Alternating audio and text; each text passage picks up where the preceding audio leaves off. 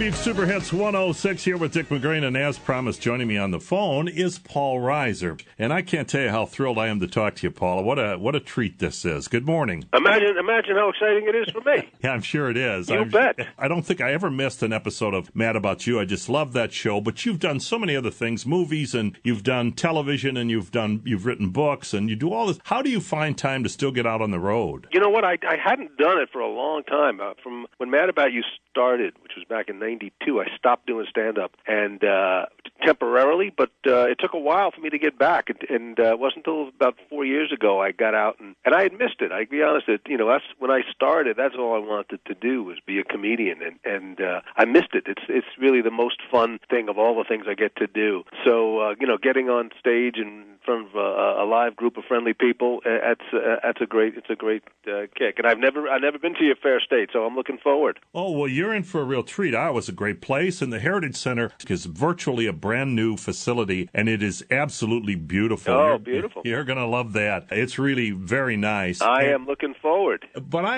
to me, I would think of all the things you do, being an author, all those other things, you have a time period that you can work with those things, doing your television shows, doing your movies. You've got a couple new projects coming out for Netflix and for other things that look really exciting, but still doing a stand-up comedy is that the most difficult thing you do? No, but it's the most rewarding. The other I'm doing.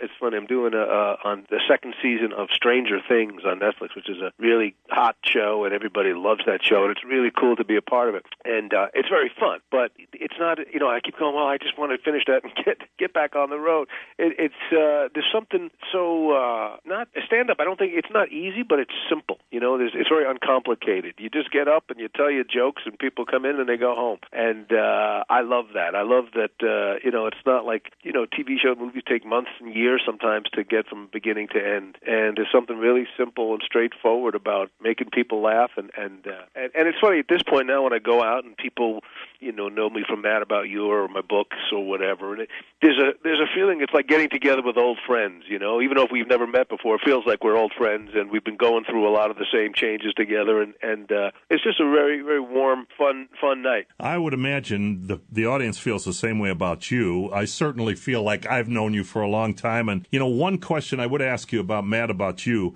because I did enjoy that show immensely. And as I said, I don't think I missed an episode. It seemed so close to realistic. Like so many things happened in that particular sitcom that you could really relate to other than some of the kind of just comic rapid-fire things that happen sometimes in situations like that. That was the idea of the show. We were trying to make a realistic portrayal of, what it's like in a relationship, in a marriage. And we all got to bring in moments, from home, and we'd say, I had the greatest argument with my wife, and then we'd share it, and the other writers would say, oh, listen to this, and before you know it, it's in the script. It was great to have that outlet, I suppose it probably was, when you think about it that way, but it certainly did appear to be that realistic. And the Book of Love, you've got that out as a theatrical release. The Little Hours, you've got War on Everyone, What's the Point? And this new series, There's Johnny. Tell us a little bit about that. It's fun. I forgot that there was a movie called What's the Point? It's a bad name for a movie because it makes people go, what's the point? That's true. But it's actually a funny movie. The show I'm in the middle of editing right now, it's called There's Johnny, which I created with a buddy of mine, and it's about 1972 behind the scenes of the Johnny Carson show, and we're doing it in conjunction with the Carson Company. So we get to use actual clips and Johnny, and we sort of get to be the guardians of his legacy a bit, which is a huge responsibility that we take very seriously. But it's not about Johnny. It's about this 19-year-old kid from the Midwest, from Nebraska, which is where Johnny was from, who stumbles out into L.A. and for sort of mistakenly thinks he has a job and ends up, in fact, working and staying at the Tonight Show and sort of dropped into this world that he's not prepared for of show business and Hollywood and just people he's never met and worlds he's never met. And it's really we got a great bunch of actors, and it's a great fun. And it'll be out in the summer, in August. Will be available.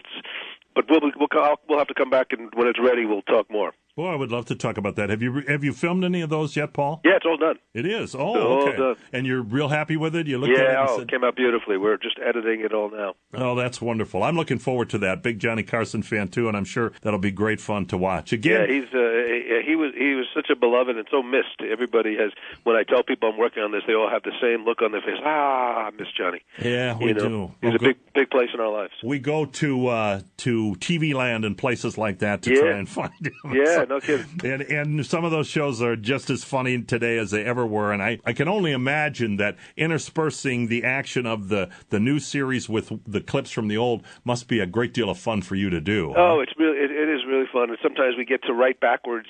Something happens with Johnny on the show, and we get to write it backwards, so to speak, as our kid causes whatever it is that happens on the show to happen. We use it very sparingly. We don't want to, if you want to watch Johnny Carson show, you can watch the DVD. So we just use little pieces in 20 seconds here and 30 seconds there. But it's such a warm reminder when you see it and just to hear the band, and he's been off the air 25 years. It's hard to believe, isn't it? Yeah. Oh, man, it seems like yesterday. No kidding. Time flies. But I'm really looking forward to that. I think that'll be a great watch, and I'm very much looking forward to that. Paul, thank you so much for